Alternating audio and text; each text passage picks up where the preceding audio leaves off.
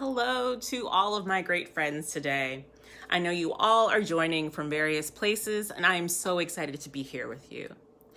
I also want to give a big warm welcome to all of you for this edition of the National Portrait Gallery Storytime program called Introducing. Now, in this program, we share the stories of the people who've helped shape the history of the United States through our wonderful and fascinating portraits. Today, we'll be looking at a portrait of educator, social worker, and civil rights activist, Dr. Antonia Pantoja.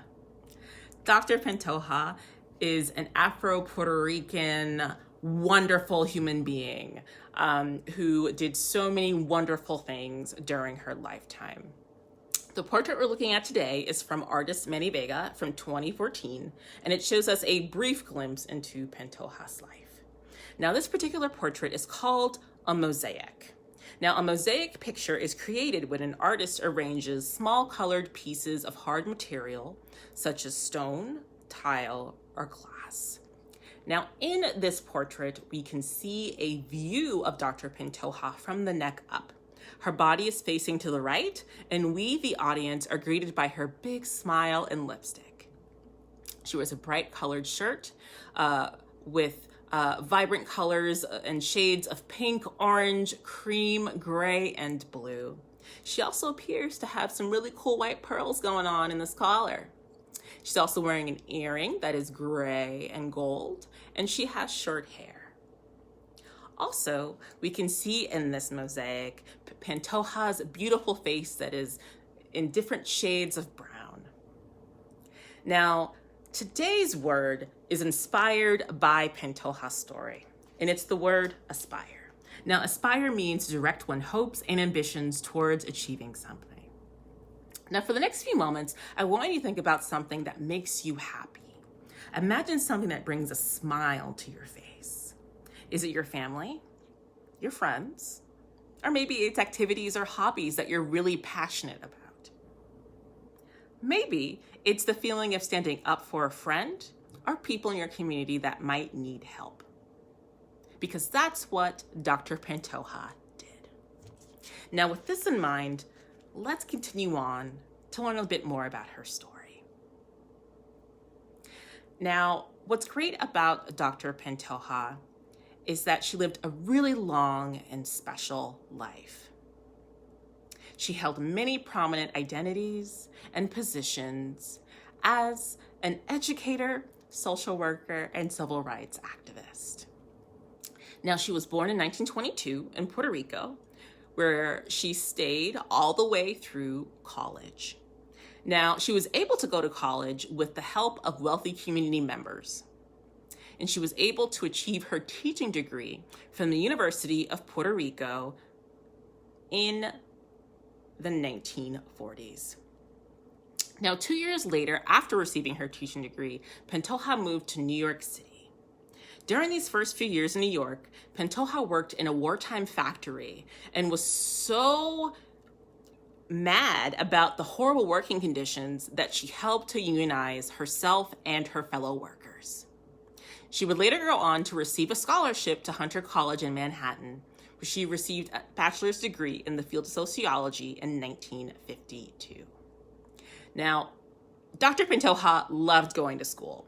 So after this, she earned her master's degree in social work from Columbia University in 1954 and would later go on to get her PhD.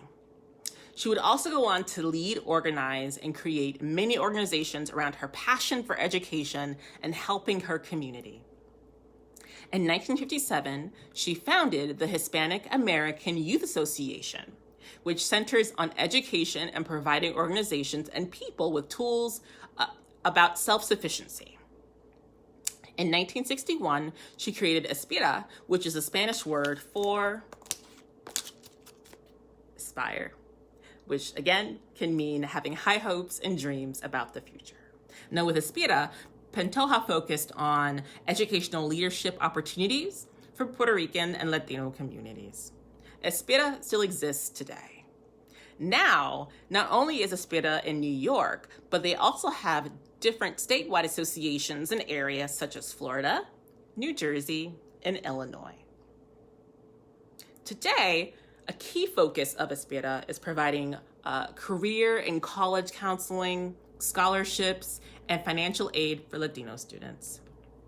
Dr. Pantoja's focus on education continued as she continuously championed educational opportunities for people in her community. She really wanted people to be successful and to have access to a great education.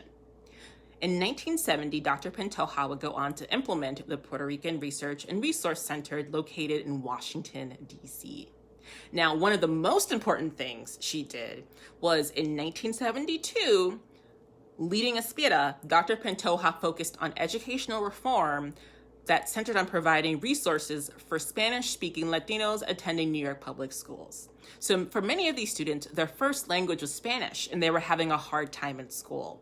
So in 1972, Aspira pushed forward with filing a lawsuit against the New York City Board of Education, demanding that New York public schools implement classroom and teaching activities in Spanish. In 1974, an order was signed indicating a foundational landmark decision for bilingual education in ESL, which stands for English as a Second Language education. Now, years later, in 1984, Pantoja moved back to Puerto Rico with her partner, Wilhelmina Perry, and they focused on economic development while also creating educational opportunities for young people along with college readiness programs. In 1996, Dr. Pantoja would make history by becoming the first Puerto Rican woman to receive the Presidential Medal of Freedom. Now, sadly, we've reached the end of this week's Introducing. I hope you all learning about this really awesome person as much as I have, but I continue all to learn more and to read books and to search more about Dr. Pantoja.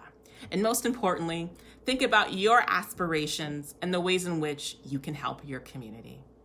Until then, we hope to see you back next Wednesday for a new story.